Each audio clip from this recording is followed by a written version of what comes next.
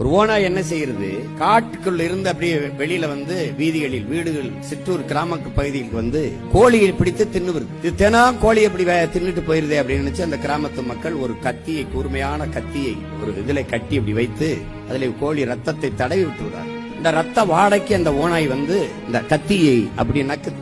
அது நக்கும் போது நாக்கு அறுபட்டு ரத்தம் கொட்டுது.